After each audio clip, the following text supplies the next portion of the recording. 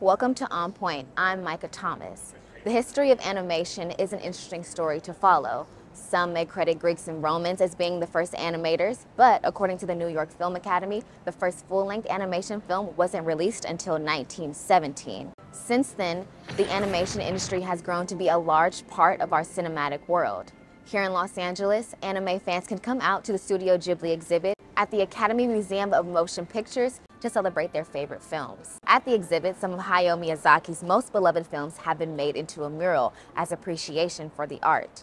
While animation has continuously grown popular in recent years and is enjoyed by a diverse audience, the art still can't seem to get the respect many would say it deserves from those who aren't necessarily fans.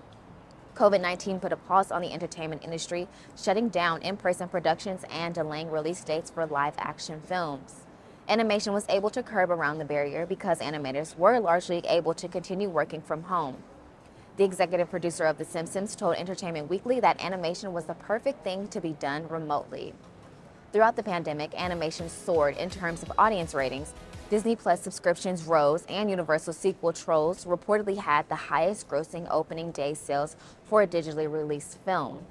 The Oscar award-winning animated film Encanto was released during the pandemic and initially did not do well at the box office, bringing in only $7.5 million on its opening day. The film saw a wave of success when it hit streaming platforms. The film consistently topped Nielsen streaming charts with over 1 billion views. Within the structure of the animation industry itself, there have been many accusations of animators being underpaid and overworked. Outside of the animation industry, the art isn't always appreciated or respected by some of the public. At the last Oscars awards show, there were several comments made about anime being something for kids. Before Encanto won Best Animated Film, Halle Bailey, Naomi Scott, and Lily James joked about how kids repeatedly watch animated movies and how parents have to endure it. Host Amy Schumer also joked about animated films, saying, quote, "The only one I've seen is Encanto because of my kid." On Point, Sylvia Vasquez has more. Thank you, Micah. And today we have three special guests, our first one being Victoria Davis, who is a journalist for the Animation World Network. We also have an animator known as Aglaia Mortcheva, who has worked on several projects, such as South Park to The Rugrats. She is currently a professor at California State University, Northridge. And last but not least, we have Kristin, who is also an animator and worked as a colors designer for the Warner Brothers animation series known as Harley Quinn. Welcome, everybody. Thank you. Thank you. All right, so I got a first question, and anybody can chime in. So, jokes were made at the Oscars this year. Amy Schumer, in particular, got a lot of heat across social media because she made a joke about how parents feel like they have to endure watching animated films with their children. How do you guys feel about that? I think it's amazing that we still have to have this conversation with people about animation not just being for kids. We've had shows like Archer and King of the Hill on television networks for over a decade, and it's amazing to me that people are still thinking that animation is just for kids, so that it's something that has to be endured. Because on top of that, we do have kids animation, but it's become, these creators are spending so much time making these animations so that they're not ones you have to endure, that they're incredibly insightful and educational. And it's pretty amazing to me that people are still thinking this is just a kid genre. I completely agree with Victoria, not to mention that Simpsons, for example, is one of the longest running shows in television. Pixar is one of the highest grossing animation movies in the last 10, 12 years have been the highest grossing. Let's just even talk the business side of it. They've made more money than any other studio out there. So, and also purely for example, Pixar are probably the most humanistic stories that have been done in the cinema in the last 10 years. So yeah, I think that's absolute nonsense. I want to agree everything you just said. I do feel like that sentiment might have been exacerbated by the pandemic, especially during the extreme stay-at-home period. I think probably a lot of parents and caregivers watched way more children's television than they were used to prior to the pandemic. So we can all laugh about it, but I mean, hopefully they also had a chance to stream some of the amazing content that the other two just mentioned. I actually started watching a children's series called Bluey, and a couple episodes in, I started thinking, who is this actually for? Is it for the kids or is it the parents? Because it's actually really well written. It's about a little family, but I feel like there's something for the adults as much as there is for the kids. And it was actually 20-something, 30-something animators who recommended it to me for viewing. So I do feel like there's animation for everyone. But also recently, I just watched an amazing animated documentary film called Flee, which deals with issues of politics and war and migration. And like, I cried watching it. And I mean, it was very adult content and really talking about current events. So I do think that the animation genre has something for everyone. And maybe just everyone hasn't experienced it yet. So hopefully they'll listen to your show today and find some recommendations and inspiration. Excellent points, guys. I also wanted to talk about how COVID-19 changed animation too. You know, live actions, they took a pause. They couldn't be able to do production during pandemic, but animation projects were digitally released on streaming services during that time. And I wanted to ask, did the pandemic change what some audiences think of animation? Busier than ever in animation. Donor, would you like to say anything? I would love to. I am so proud of how the animation industry, I think, rose to the challenge of the shift to working from home. I honestly think that we held the industry afloat during such a difficult time because of the nature of our work. You know, most of our productions were able to shift fairly seamlessly. Not to say there weren't a few bumps and some discomfort during the transition, but I think all of our artists and writers and technicians did so well. I'm still working from home personally, and I have found a real kind of liberty in it. I love the flexibility of my work from home lifestyle. Love working in pajamas. And I think that we've shown that anything is possible. Like with the technology we have today, so many more options are available to us, and why not embrace it? Yeah, I know a lot of the creators that me and my editor and my fellow writers at AWN, when we would talk to them, they said that this is, as hard of a time as it is for the rest of the world, this is one of the best times for animation because it's actually forcing people to check animation out. Because if you wanted to watch something new during the COVID pandemic, you had to, I mean, chances are you were looking at animation. It was kind of this, if you want to look at something new, the only new content that we're really creating right now is animated. And that was a really fun opportunity for, I know, a lot of creators that I talked to actually say, I actually feel like my stuff is being seen now rather than just being overshadowed by, you know, the next Marvel movie, the next, you know, these huge live action films that were just blockbuster hits. They're actually getting the chance to show their stuff now, which is really heartwarming to a lot of us that write about it for a living. Yeah, and not just entertainment, but advertising as well. I've noticed so many commercials that have like 3D content, 2D, like mixed media, but really animated content. And I'm sure that was affected by the inability to have live action sets during the pandemic, but I'm loving it. I love shorts, like the short format, and what's a shorter format than a commercial? So we had the Pixar Spark shorts that were just all over the place. Those were the best. Yes, for sure. I want to bring another voice into the conversation. We're going to play a first clip from Brian Angeles, who is a Little Tokyo shopper that I met over there on last Friday. And he has a lot to say regarding the animation world. Let's take a listen. I think anime is underappreciated, specifically here in the West. I think there's a very big cultural difference where people in the West kind of see Asian art, Asian music, just in general, Asian very undervalued, very underappreciated because it's not made by Americans, or it's seen as childish because when people see a lot of anime, they think about, you know, the Sailor Moons, they think about the very kiddie stuff, when in reality, there's a lot of wide genres of anime ranging from very violent stuff to very kiddie stuff and to very, you know, sexual stuff as well. I think there's a very big range of it, and the West isn't isn't exposed to it just yet, and it is a very hard bargain for sure. It's the same thing with, if you think about K-pop, K-pop didn't get popular until it got very popular in the West because of a certain group.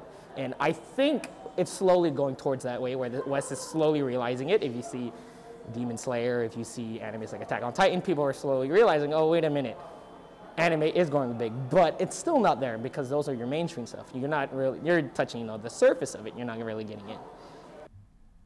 Now, Victoria, I wanted to talk to you first specifically, and anybody can chime in. Your editor told me you had such an affinity for anime, so I wanted to ask, since during the pandemic, I'm not sure if you noticed, a lot of people did watch a lot of anime during that time, but still, people are really reluctant. And I want to ask you, why are audiences so reluctant to watch anime? I could talk about this for hours, but I won't. I'm gonna take this and kind of compile it really shortly, because I do feel like it's a multi-layered issue. The first layer, we've got just like the other speaker said, that this we had Sailor Moon, we had Yu-Gi-Oh, we had Pokemon, all this stuff was licensed in the US years ago, decades ago, but it was filtered weirdly. We had a lot of content that was either being shrunk down for time, or it was being dumbed down for kids, which is something that I feel like really did anime a disservice. We actually have Cardcaptor Sakura, which is streaming on Netflix right now, and anybody can watch it. There are parts that will go from dubbed to subbed, and I had friends ask me why that was, and it's because those sections of the show were never made. They were never dubbed in the US because they were seen as either too mature content for kids, or just wasn't vital to the story, which just wasn't true. And a lot of these scenes were about two boys that had feelings for each other. And so we have stuff like that was cut and filtered for a Western audience. And then we have people that assume that it's either kiddie stuff that's coming from anime, or you've got hentai, which is more explicit, slightly pornographic anime that doesn't represent the genre. And so you've got these two extremes, and people think, oh, anime is not for me because I don't fall into either of these categories, when the truth is most of us don't. And there's this huge chunk of anime that's in the middle that's incredibly beautiful and heartfelt and very representative of the human condition that we are seeing displayed on Netflix. But then, the stuff that people are mostly being drawn to is Attack on Titan and Demon Slayer, which are more violent. And so they look at slice of life anime and they think, oh, that's for kids too. It's just, there's this huge misconception that is from decades of it being filtered through, Western, networks that thought people aren't going to like it if we don't change it. And that's just not true. For sure. Anybody would like to chime in? I'll just mention that I find this opinion a little old-fashioned, because all my students watch anime, and all my students have been anime lovers for the last 10 years I've been teaching, and they talk anime. The difference is that, and I definitely appreciate anime. And also, by the way, Academy of Motion Pictures right now has a wonderful exhibit on Miyazaki, immersive, amazing. Go see it. If you're an anime lover, you should be seeing it. But one difference that I want to point is that there is not a lot of jobs for anime in United States. It's not that the audience doesn't appreciate it, but when it talks to the animation students and they're like, oh, I want to do anime. And I'm like, great, do anime. If you want to move to Japan, do it. But if you want to stay in United States and get employed, appreciate it, love it, do it, but you do need to learn the craft that you can get a job in the United States. So basically that's the big difference. It's not at all I'm not kind of shading anime at all. It's just the fact that I have to tell my students very often, appreciate it, love it, it's wonderful, I love it. And it's just, if you want to get a job, you can't really do it. It cannot be your practice. You have to learn to do Western style animation. So just want to point that out. I want to share my love for Miyazaki as well. As a background painter, Miyazaki films were, a big inspiration for me when I was in school, and still, I love them. I still collect art of books, and I love to flip through the stills of the backgrounds. The environments are just so beautiful and lifelike. And yeah, I haven't seen the exhibit yet, but I'm excited. So Professor, thanks for reminding me. I need Oh, please. to get out You know, they have a really good juicy book that they sell at Oh my the gosh. Okay. Now I'm definitely going shopping too. Oh, you will spend hours there. Trust me, everybody go see it. You can sit on these benches and just immerse yourself in this incredible world.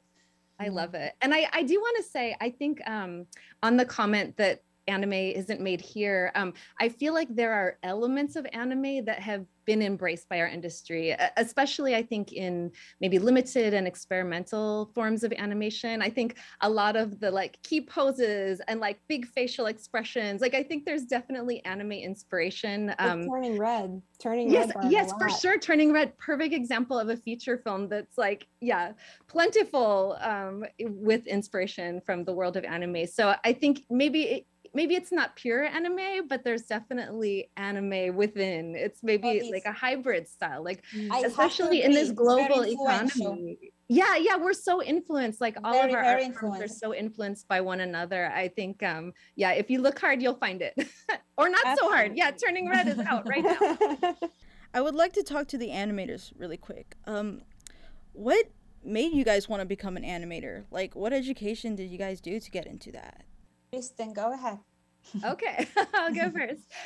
Yeah, I was an artist from the time I was little. I like to tell the story of my mom had a hope chest, and she would save all of my like most important work when I was a kid.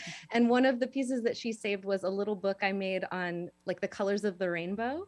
And she tells the story that she asked me, well, who is this book for? And I said, oh, it's for all the kids in the world so they can all learn about the colors of the rainbow.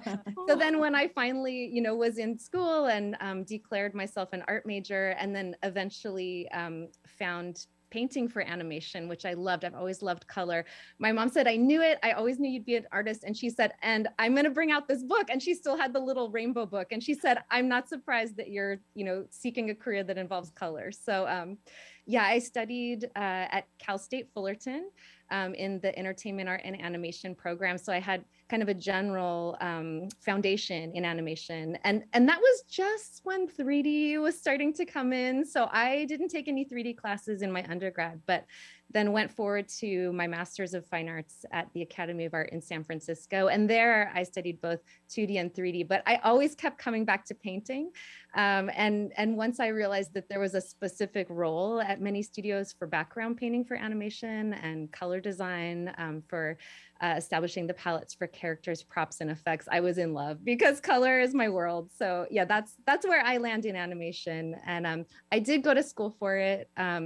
And at San Francisco, I had a chance to meet one-on-one with a thesis project advisor at Pixar. So got a taste of that world, which was super influential on me at the time. And yeah, that's how I started.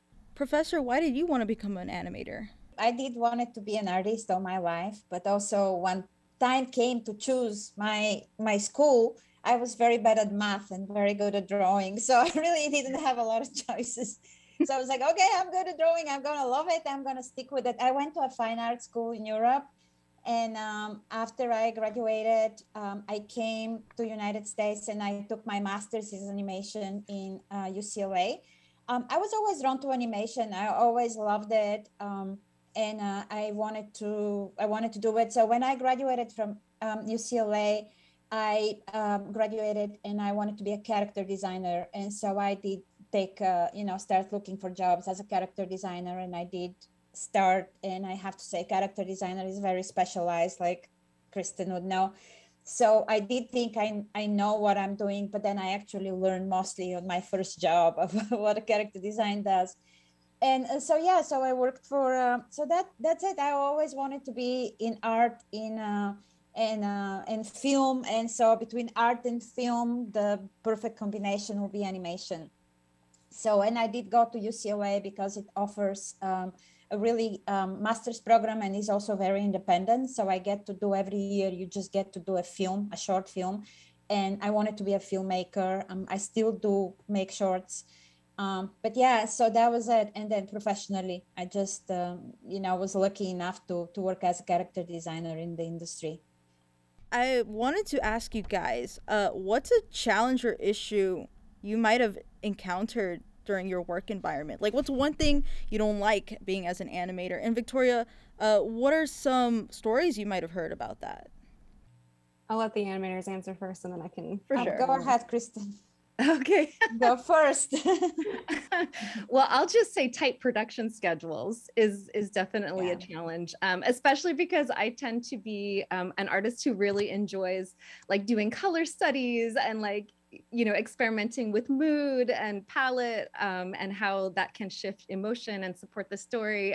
But when we ship on Friday or Monday, like, you have to speed it up. So I did have to, I think, pick up the pace, especially in my first couple jobs. And I had to learn to trust my first instinct and to trust the process as well, because it's very different from being a student and maybe having a little bit more control over your own assignments or working with a small group on a team project, to moving into a large studio where there's 10, 20, 30, 40 people, and then maybe an overseas partner studio involved as well. And other people down the production line are waiting for your work, you know, to then do their work. So so you do have to keep the pace going. So I think learning to trust my first instinct, turn it in, like be brave enough to show that first pass to my art director or to my supervisor, and let them be the judge of whether or not it needs more reversion, I think was tough in the beginning, but hopefully I'm better at it now.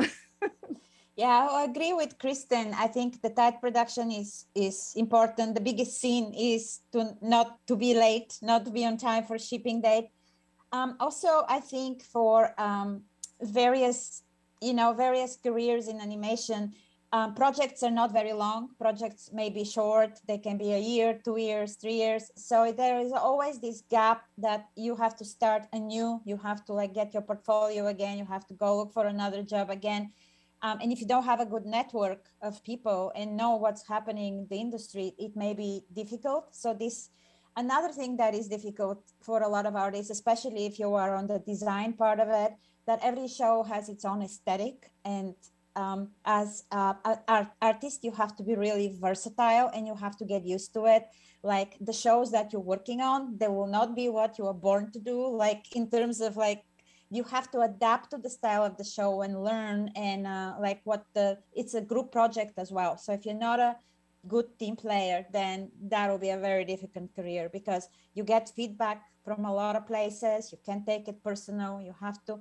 So there is some challenges in that as well. But it has to be as expected. Animators get used to it, jumping from project to project. And adapting quickly. So productions are also different sometimes. The environment is different. The culture of production is different.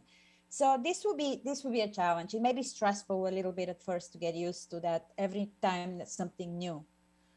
I think what I hear also from animators is that, and you guys can tell me if I'm totally off base, but that they, when it comes to getting the details right in an animation, that they're trying to make it look realistic without making it look photoreal. Like it's a very fine line that I think animators, when they're trying to get that right aesthetic and they're trying to make things look real, but but we also still want it to look like animation. We want it to have that fun, like kind of sometimes cartoon vibe, sometimes rotoscope vibe, but you still have to get all those details right. And I think that trying to maintain their craft while that look while also still making sure that things move the way they actually would move, especially with 3D CG and Pixar. I know that's something that a lot of the animators talk about, is they want it to look, they want it to feel real without looking too real. Is kind of a fun like line that they straddle. I would like to play my clip with Ramon, who is also a little Tokyo shopper that I've talked to, and let's play it. Yes, animators should definitely get paid more. Like when you like commission artists online, like whether it's like a big artist or small artist, you still pay them for what they're worth, like a lot. And especially animators, they should definitely get paid more, especially because it's like all frame by frame and stuff like that. And there's like a lot of process that goes into animation. Do you guys think the animators yes, should get pay paid more? Yes. I think Kristin is the union rep here. Like, pay more, right? Yeah, I'm representing with my backdrop here. Yeah.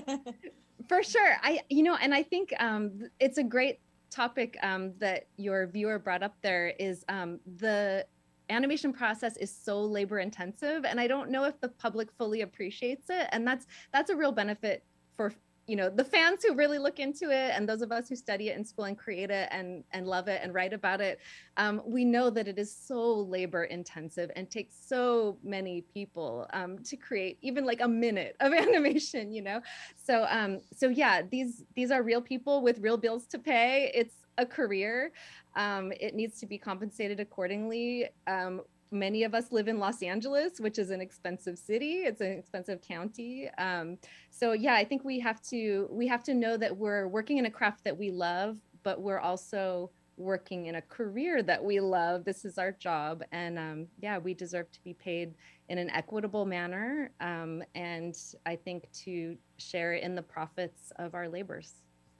I wrote an article about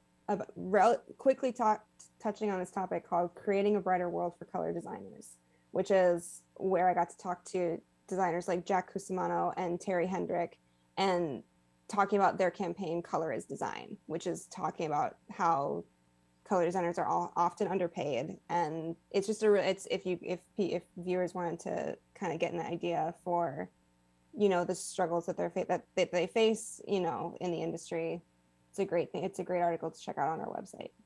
Yes, thank you sure. for mentioning that. Yes, I'm a member of the color designer committee as Oh, well. yay! So yeah, thank you for bringing that up. Yeah, if anyone's interested in looking further into it, you know, we're still kind of a young industry, but animation got really big here in the US in the last century, and, you know, had some historic pay inequity, which we're still kind of dealing with, and is the basis for some of our topics as we negotiate our contracts every 3 years. So yeah, please look into the Color is Design campaign and learn more about color designers.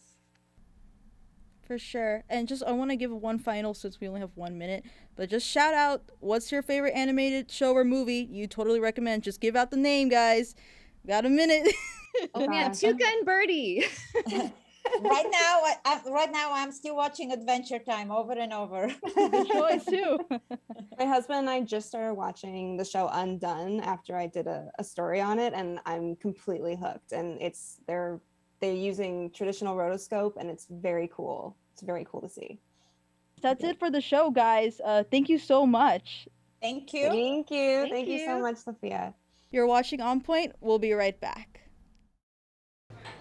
Put the keys down, Kevin. But I'm gonna drive home. There are several warning signs present that you shouldn't be driving. My text to emoji ratio has gotten a little out of hand. A little? Yep, I'm definitely gonna call a ride home.